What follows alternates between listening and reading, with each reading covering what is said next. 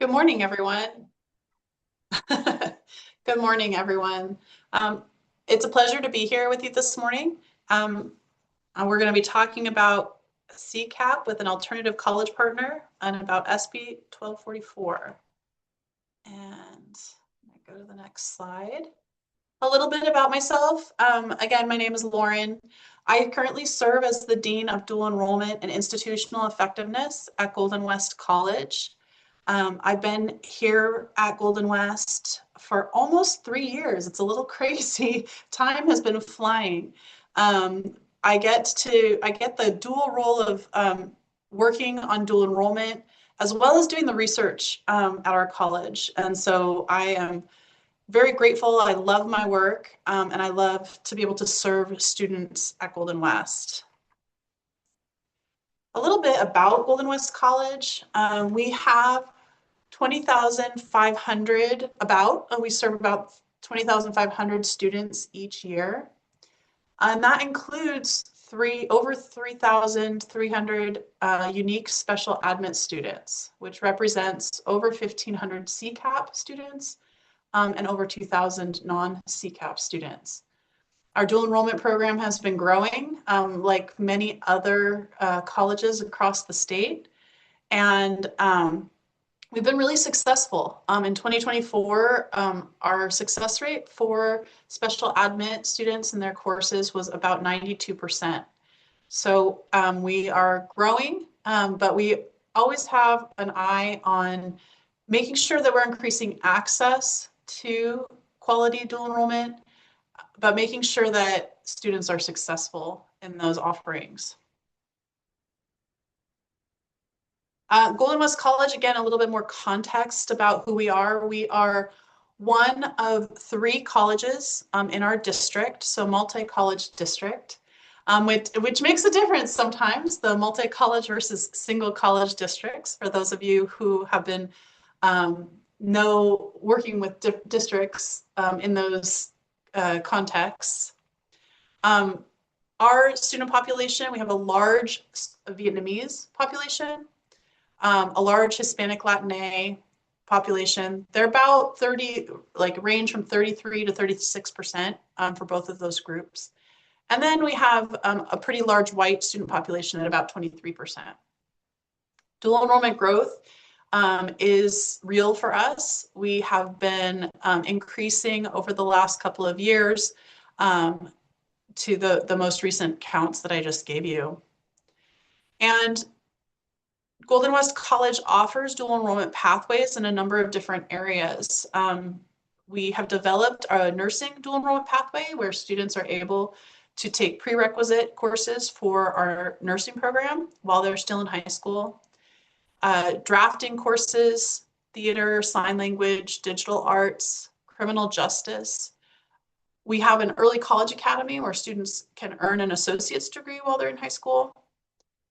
We have dual enrollment pathways in English, math, and much more. These are just a few of the pathways that we offer. Both of our local K-12 partners, and then we're starting to work with some districts outside of our area. And I want to preface that this presentation is going to be a bit college centric. That's my lens. And so I'm really interested in learning more about where other folks are at and their questions too.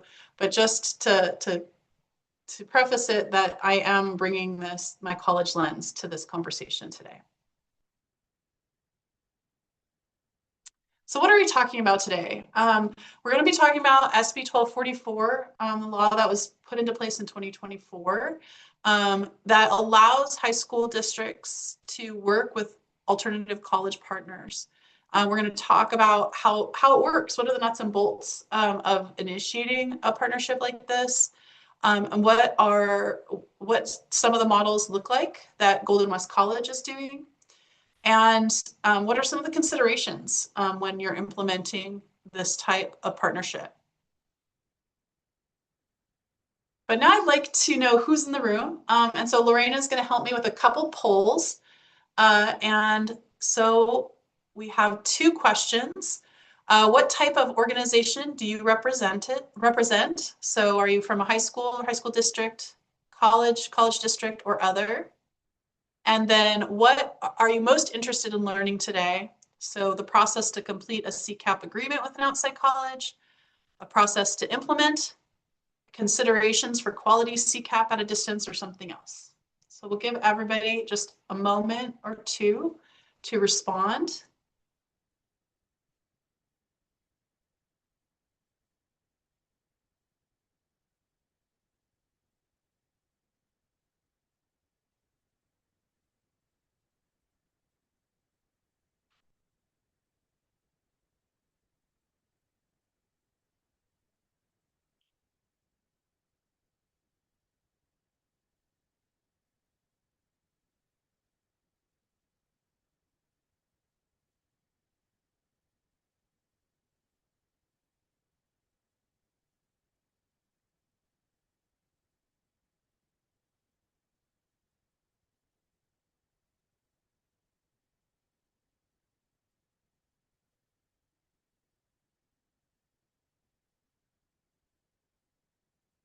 Okay, how are you doing, Lorena?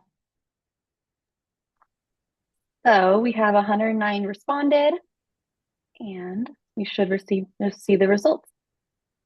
Great. So thank you so much. So thank you for all those who participated. We have what type of organization do you represent? We have high school, about 57%, college district at 31, and others at 12%.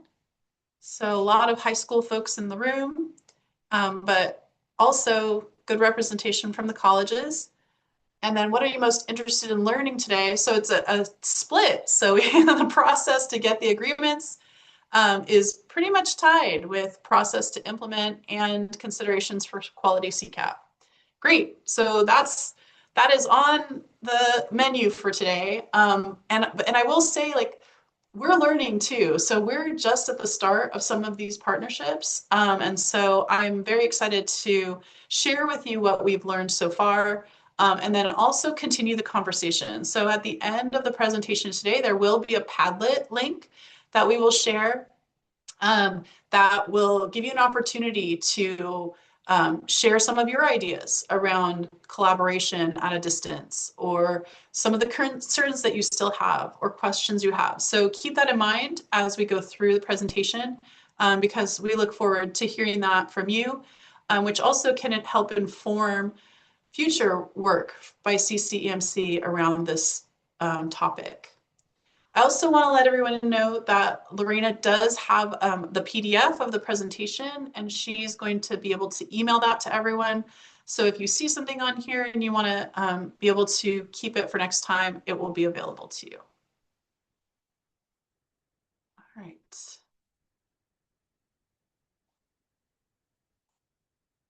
So SB 244, what does the legislation say? So this legislation really opened up the opportunity of high school districts to work with other colleges. So what it says is, if the primary community college district has declined a request or has failed to take action within 60 calendar days of a request, then a high school district can seek a partnership with an outside college. And so that the language becomes really important for us as we're starting to interpret how do we make this happen in real life. This law came about when there's a lot of other forces happening, that it's important context to keep in mind.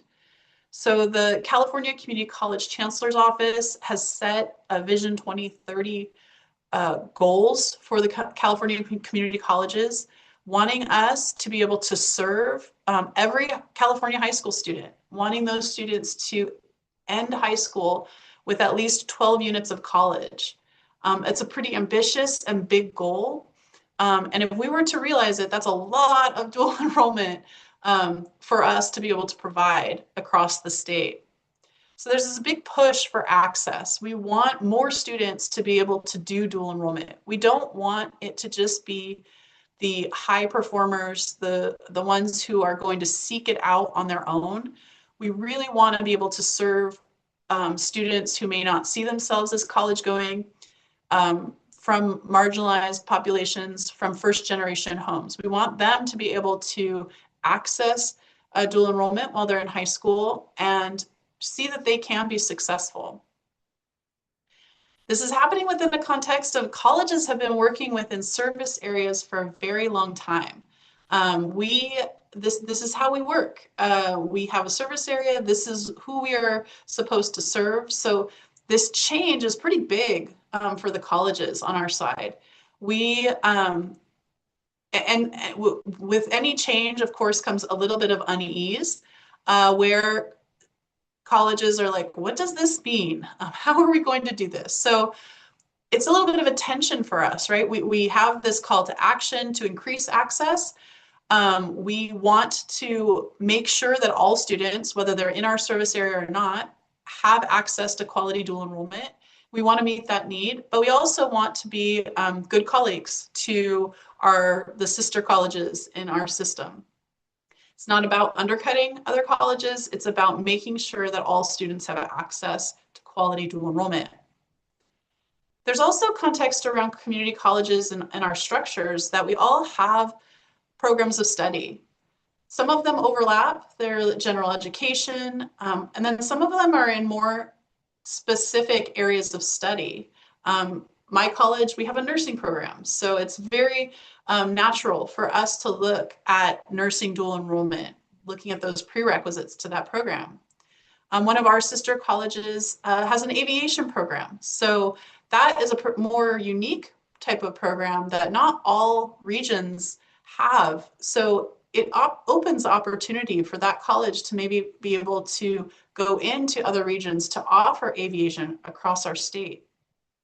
But those programs of study are really important. Important for our high school partners to know what is available, what are we good at, what can we offer.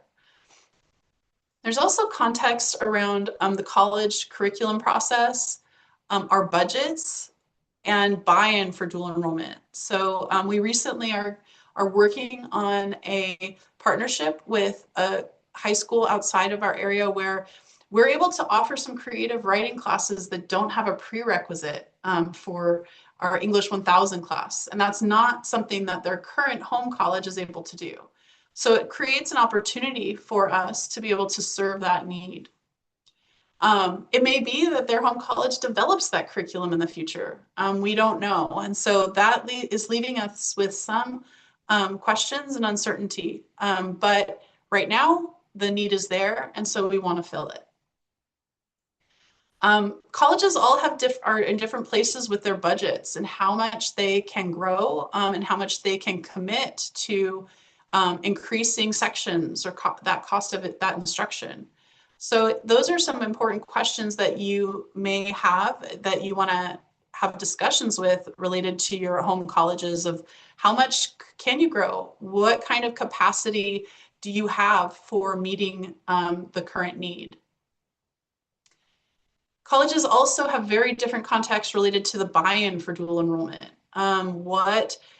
We have faculty who are very play an important role in how we offer dual enrollment, in where they are at about how they see the value of dual enrollment.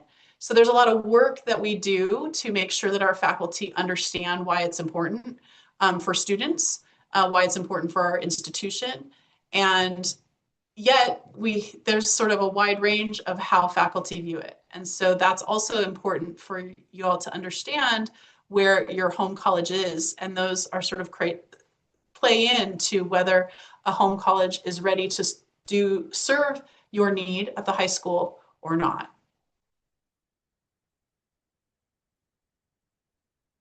So what does this look like in practice for us? When we are developing a CAP program with an out of service area high school, we really ask for a letter from the home district or home college explaining that they won't offer CAP. We want to be able to sort of get that clearance that has been established, that they're not ready either because of all those other issues that I was just explaining, it's just not going to happen right now. They can't do it. Or there's a time-stamped request to the college or district from the president or designee. So often that's sending out an email that has that timestamp on it that makes sure that we are in line with what the legislation says, that 60-day time frame, and that it was not responded to. So this seems like, we want to make sure that we're following all of the rules. We don't want to establish partnerships that will later be challenged. And we want to make sure, again, as a college partner, that we are meeting an unmet need. We're not trying to come in and take something if there's not an unmet need. And another thing that we've been asking is we want to look at CCAP pathways. So is there an existing program in the district or college that could meet the need or not? So like in the example of the aviation example, that might be something that can expedite the agreement, because if a program doesn't exist, that could be a way that a college could meet a need. And I see a attendee, I think that looks like might be a hand up.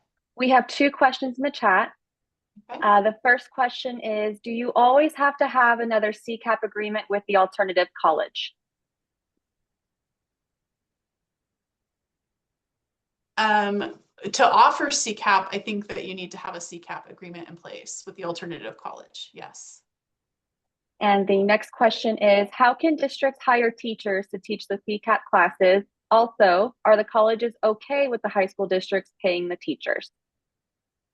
So again, in Golden West College's experience, we have hired high school teachers to be our faculty of record if they meet our minimum qualifications. That's a resource I have later in the presentation. I'm sure most of you are familiar with those state-defined minimum qualifications. And it's great if the high school teachers meet those min quals and we're able to hire them as a faculty of record. We still have to go through our hiring process and our assignment process that is outlined in our faculty union agreements. But we've been successful in being able to do that in a number of instances. In Coast Community College District, we also pay for cost of instruction. And so we're able to, if the high school teacher is teaching as part of their contracted high school load, then the high school district is able to invoice us for the cost of instruction, and we're able to pay that to the high school district, who then is able to figure out how they want to invest those funds. Perfect. The next question, what if the college is trying to meet the need, but they can't hire professors, and therefore we can't get our students into a class? So, yeah, it's tricky. That's tricky.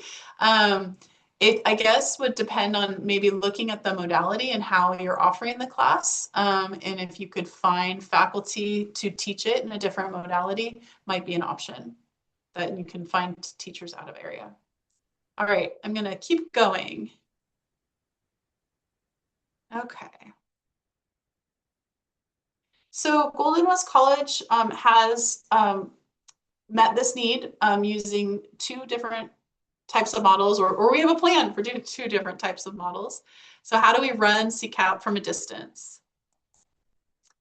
The first thing that we have to think about is our registration process. So, usually when we have our in-region partners, we go and meet with students in person and help them through the registration process. And that's just really not available to us when we're working with partners who are out of our area. So we're really leaning into our online registration workshops and refining our registration process to be as online friendly as possible. Students are able to complete all of our paperwork in one sitting. But it also underscores the importance of our collaboration with the high school counselors and other staff and admin on site, because we know that, somebody's going to be absent on the day of the registration workshop, or they completed steps 2 of the 3, but that third step is not something they were able to complete. And so having the folks on the ground who can complete those steps with the students is really important. We also are learning, and this is not unique to distance dual enrollment, but the vetting process for participating students. And again, this is not necessarily about the high GPA, but about students who are really serious about signing up for the classes, knowing that this is a college level course, that the grade will go on their permanent record. So being able to communicate clearly those expectations to students and to parents as students sign up is as critically important in these partnerships as it is in our in-service partnerships around CAP dual enrollment. In implementing the actual classes, we've done it 2 ways. We have offered asynchronous courses, but with on-ground support courses. So our course is online, but it is coupled with an on-ground support course within the school day at the high school.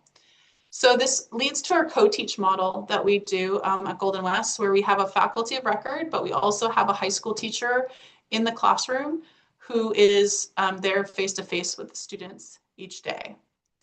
We also have included synchronous office hours. So during those in-person classes, our faculty will hold some office hours so that students can engage with our faculty directly, ask real-time questions of our faculty while it's still online, but they are there synchronously with them. Our co-teach model is really something that we're quite proud of and developed over time. Again, we do this when it's a partnership in region, but it is so important when we're doing it at distance to have really strong collaboration between that high school faculty who's there in the classroom and our faculty who's teaching online. I'm going to talk a little bit more about that in just a minute. And then the second model that we actually haven't implemented this with a out of region partner, but we're working on it for fall of 26, where we're going to hire a local teacher or faculty to teach the on-ground class in the area. So that will be somebody who's employed by our college, but is teaching in a different geographical area. So for both of these models, we have a few things that we put in place to make sure that it is successful.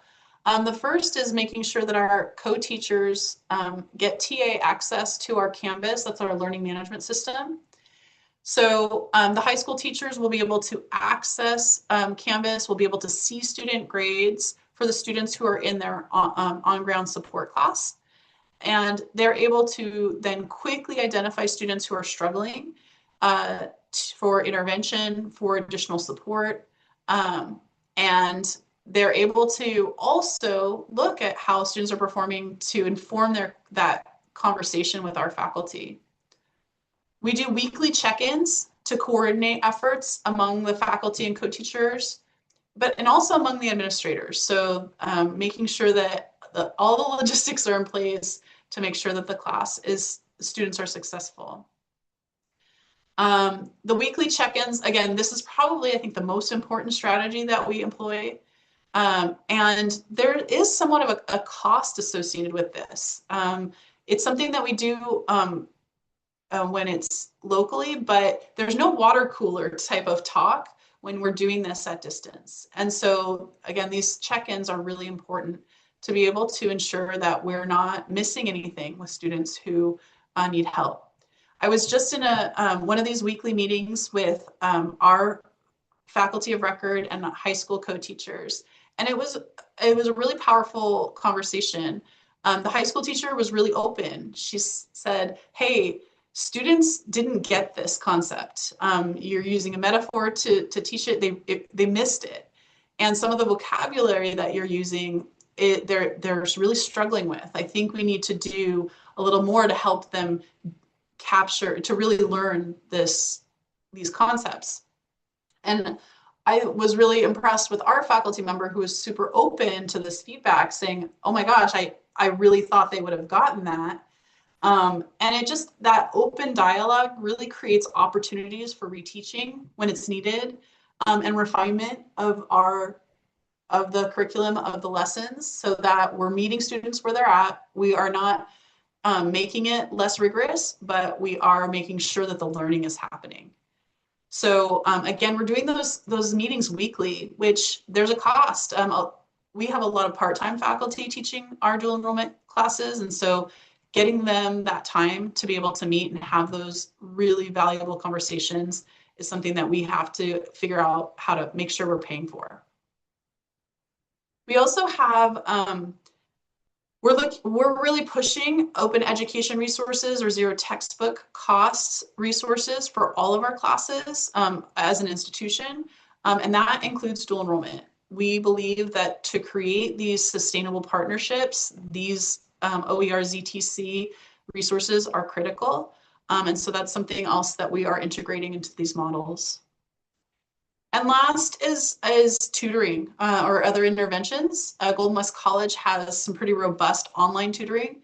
As anything, it's getting the students who need it connected to those resources, but it's top of mind to support these CCAP partnerships from a distance, is really getting the students who need it connected to those resources.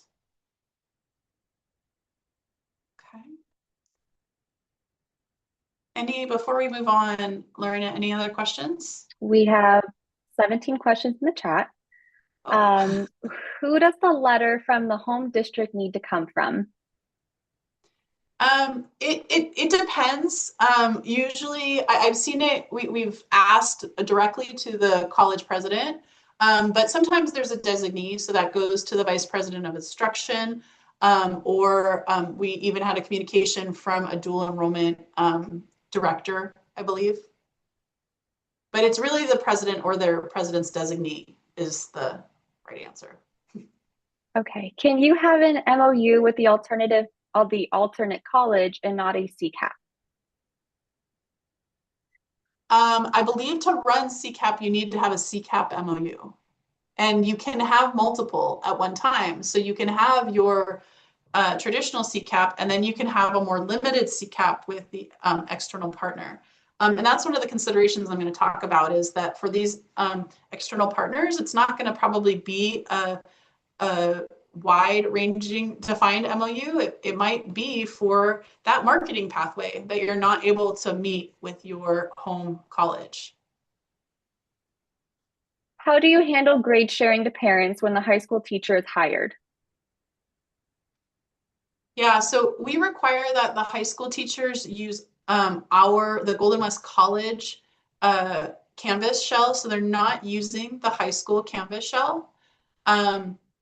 It still can put the high school teacher in somewhat of an awkward position, but we've been able to navigate that pretty well honestly, because the high school is able to sort of communicate to the parents a little bit more directly than the college, and or with some FERPA releases. What happens when the community college approves the class but are not able to find an instructor, and our high school also doesn't have an eligible teacher? Is there a time frame of when the community college has to let us know whether they will have an instructor?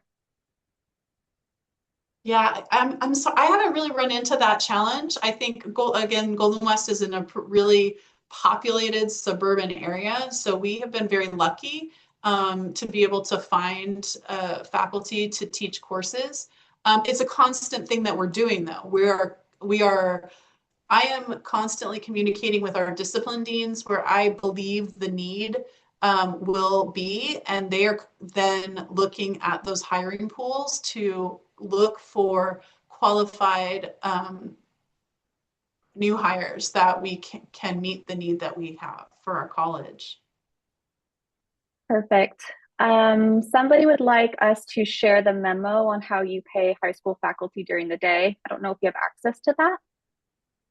So I have one of our MOUs that we have created with an outside district on our resources page. That's part of the PDF that includes the language we have for our CCAP for it.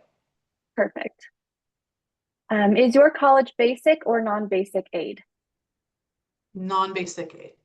Non-basic aid. Are your asynchronous CCAP classes open to the public or just the high school students? Yeah, right now ours are just the high school students, but I recognize that we might be getting some direction from the state around how to do that. So we're looking on ways to meet that need to make them open, but also meet the need of the partner. Can you send the co-teach model expectations between staff at both sites for reference? Is that included in the PDF? No, it's not, but I can provide some resources. We have a faculty handbook that we provide to all faculty who teach dual enrollment, and it has a description of the co-teach model that I can share. Perfect. We have 9 more questions. Do you want to wait till the end to answer these? Yeah, or? let's Okay. go back and through our Yep. considerations, and we'll try to get to everybody here. Okay. So considerations, again, it's does, as we've been developing these, it does feel like there is a cost of non-service area CCAP agreements, and something for both the college and the high school partners to keep in mind. It may have MOU limitations, and again, importance of collaboration. So here are some considerations.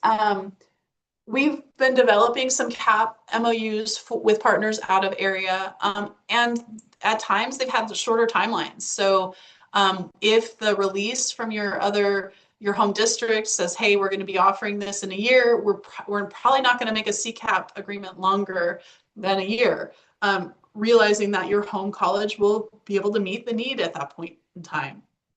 And it also may reflect offering limitations. If this is because you want to have a marketing pathway that your home college can't serve, we're going to create an agreement that says we're going to serve the marketing pathway. We're not going to create an entire CCAP agreement that goes beyond what the need is. I've been thinking a lot about student accommodations. It's going to be more challenging for we have a DSPS department for students with disabilities to service all needs from a distance. So highlighting the need for collaboration between the college and high school to meet that student need may be important. Faculty evaluations, faculty who are on the ground, so the folks that we are going to hire sort of out of our geographical region will still need to be evaluated by the college. So we're thinking through ways to do that. Maybe use OWL technology to do some sort of hybrid type of observations, or we have to consider the cost of travel to have someone go up and do observations for evaluations. The check-ins, that collaboration between our high school and college, the teachers and college faculty is critical, I think, for being able to offer the quality CAP dual enrollment experience that students need.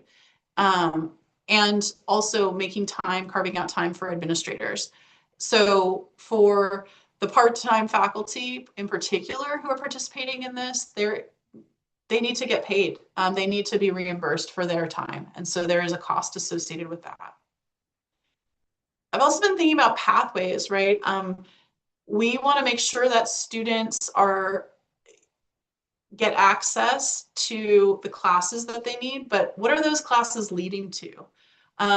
Oftentimes, if we're offering dual enrollment, it may be 2 to 4 classes out of a 6-class certificate that students are pursuing. I'm thinking about our drafting example in this case. And so students then come to us for those other 2 classes. So as concurrent enrollment.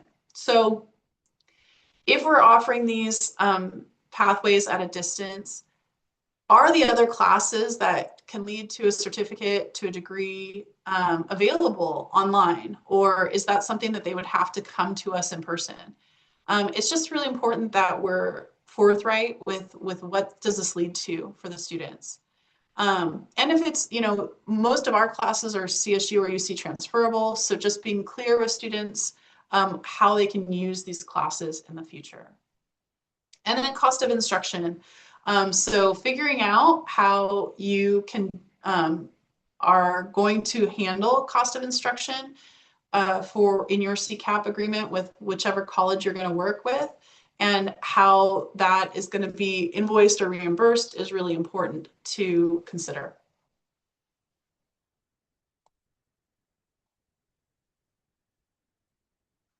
So what happens when a home college can meet the need? We've established a strong partnership. We've been doing a great job, but now the home college is coming back and saying, hey, we've got this. I don't actually know the right answer to this yet. I think we're in a little bit of uncharted territory. The legislation isn't very clear about this. Usually Golden West College establishes 3-year CAP agreements. So what does that look like if in a year and a half or 2 years, the home college says, hey, we want to take this back, or we are in a place where we can meet this need.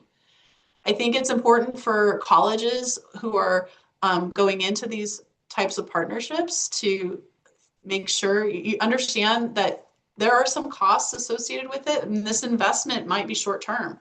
And so what does that look like for your partnership? Where are you in your capacity to serve? And knowing that, is it the right way to go right now? Or should somebody else be trying to meet this need? And like I said, it's a little unclear. What are the requirements to stop the offering once it has been established? And so I think that as a field, that's something that we're going to have to continue to have a dialogue about.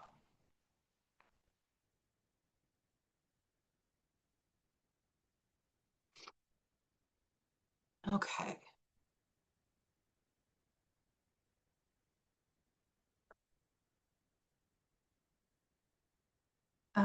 Okay. So here are resources. We have, I have the SB 1244 language, and I have the memo from the California Community College Chancellor's Office around SB 1244. And I also included a link to the California minimum quals for the teacher hiring. I have a sample out of area cap agreement that Coast District has, just so you can see some of our language. And I wanted to end with a session Padlet that talks through, asks you all, what are your ideas for collaboration at a distance? What are your continuing questions that you might have, areas for concern, and other thoughts? We will throw that link in the chat in just a minute. And I just want to circle back to that question around the high school teacher when they're hired and communicating to parents. We do want to make sure that we have the FERPA restriction at the college level. So we really are not trying to communicate to parents about how students are performing in the class. And at Golden West, this is always a headline when I'm talking to parents to try and educate them about how that shift happens. I was like, even with a 14-year-old, they are really taking on that responsibility when they enter a college class.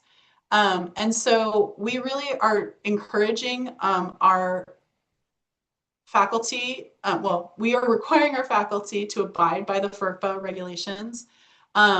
When inevitably though, we will have a student call us, their parent will be on the phone. We make sure that the student is there and that we're directing the communication to the student. And we use the high school partners to help be able to also educate parents about our rules and FERPA. and they're able to communicate more freely with the parents. So that's how we sort of navigate that challenge. Okay. So here is the Padlet QR code. Let you all start digging in there, and then maybe I can take a couple more questions.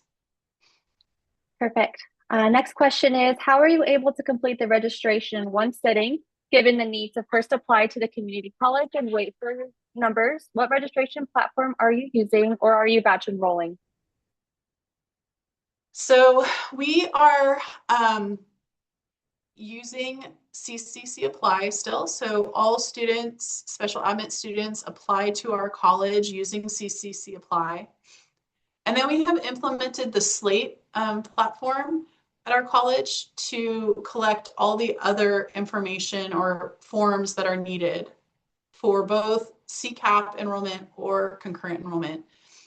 So Slate, we're able to connect to our Banner student information system. So data runs from Banner into Slate, and Slate information moves back into Banner. That's been a development. We've had to work really hard on that over the last couple of years. And we're finally at a place where we're able to do it in one sitting. So what happens is a student will get a CCC ID number from their CCC Apply application, and they use that number to complete their parent consent and their either concurrent enrollment or dual enrollment form. Once CCC Apply fully processes in our system, then that number will automatically update to their Golden West College or Coast Community College District ID number. And so that's how we're able to do it in one sitting.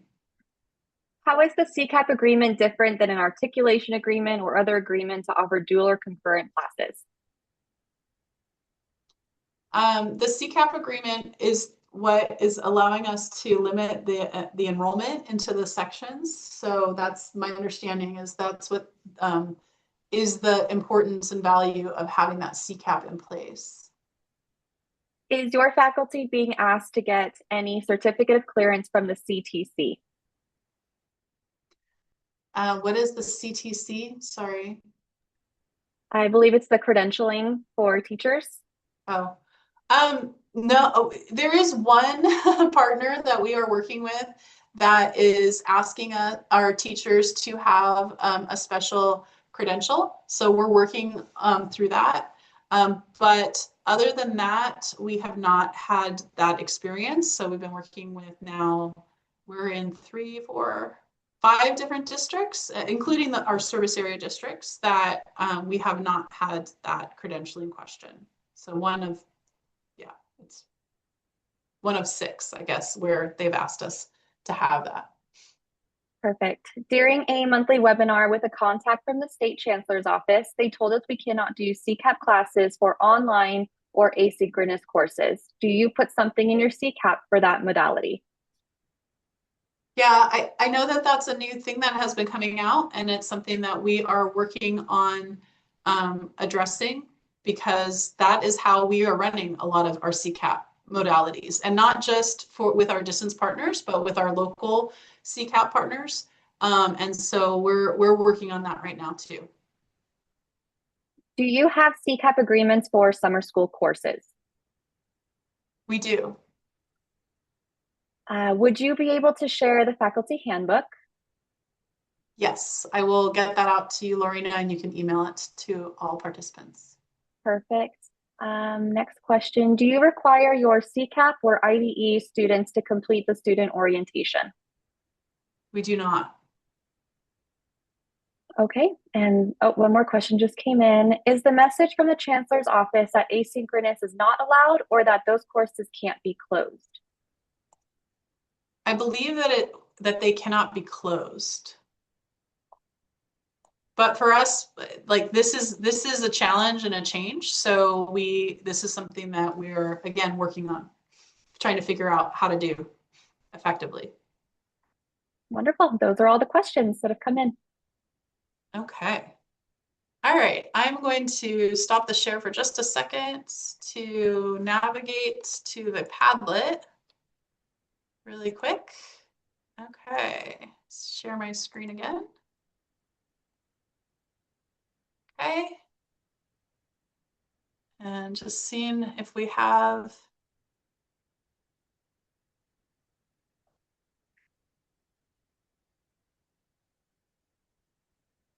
couple of things. One concern is discrepancies between different colleges' dual enrollment policies, practices, since there isn't standardization across the system. Yep, well, we are 116 different colleges, yeah. And we're working hard within our district, even within our 3-college district, to make our processes aligned. So it's not surprising to me that colleges have different inconsistent processes across the state. Yeah. Okay, would you like to see the FERPA agreements though? Okay, I think that's a great idea, the FERPA agreement, to distinguish for that high school teacher when it is appropriate to speak to parents or not. Okay.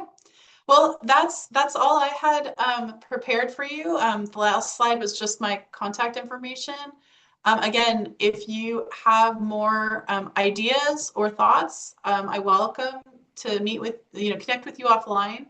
It was a pleasure sharing my experience with you today, and good luck to everybody, because I know this is a new area where we're trying to figure it out, make it happen so that we can meet the need for California high school students and get more students quality dual enrollment opportunities. So thank you. Thank you everyone for joining. We do have a webinar on April 6th for CSU and UC partnerships. So if you are interested in attending, please register on our website. Thank you again for attending.